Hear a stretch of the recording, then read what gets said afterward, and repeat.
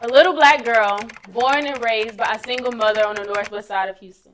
Complexion, darker than any of her siblings and cousins. Bullied as a kid, called An African Nigerian American boy raised by two parents on the southwest side of Houston. Two black for Nigerians, two Nigerian for black classmates, bullied as a kid, called an African booty scratcher. You see the laughter, rung in her ears so loud that it drowned out any compliments given of her beauty. Chocolate became my nickname. My uncle forced it down my ears until I digested it, because he knew it would help the health of my heart. Because it is then where I begin to realize and believe that chocolate is not only delicious, but beautiful, and beautiful is me. He was a king, with every royal right to be proud of his Igbo lineage, with every rational reason to wear Iseluku like a crown, but the weight of childish insults felt just as heavy as the honorable heritage he carried on his shoulders. I became ashamed of my culture, until I got older, and learned that there's power in knowing where I come from, a luxury that's not afforded to everyone. I, a queen, now embrace the richness and beauty of my skin, but still feel as though something is missing. As if I belong to a lost tribe waiting to be found again. Because if you ask me where my people is from, I'll probably tell you how my branch is connected to a tree with roots that reach Louisiana, Michigan, and Mississippi. But to claim a tribe in Africa? Nah. You see, the knowledge of my roots don't go that deep. Deep are my roots, traveling deeper than Texas, deeper than Delta State. I mean as deep as Isele. When I say my roots are deep, I mean as deep as Uponu, as deep as Odor. And when I say my roots, Lize, I also mean yours.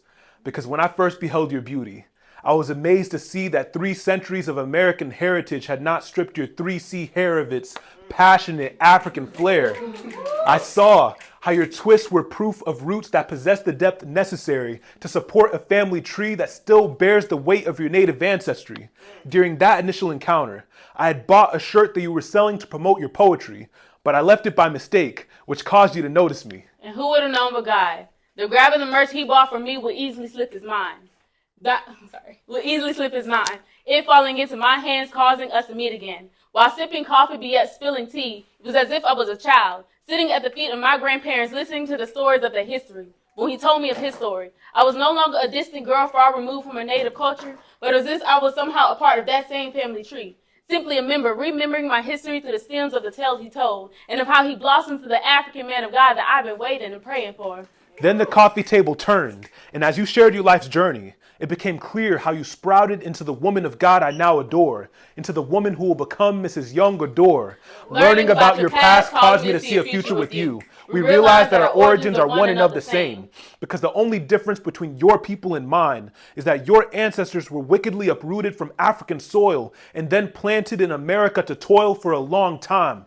But in due time, our two family lines will reunite, becoming one once again when your last name is the same as mine, when the knot is tied and you become my bride. Bride to be of a Nigerian king, a blessing and gift from God given to a girl of the lost tribe. I have found you, but at the same time, you have found me. Because in a way, I felt lost too.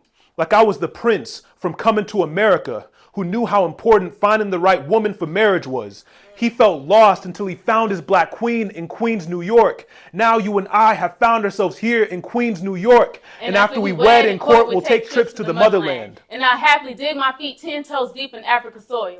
Have I finally made it home? I'm reminded that home is found in the hearts of the people we're connected to. We are all like a tree planted by streams of living water. We'll forever be nourished by stories of how our roots have spread not just deep, but far and wide, reaching you.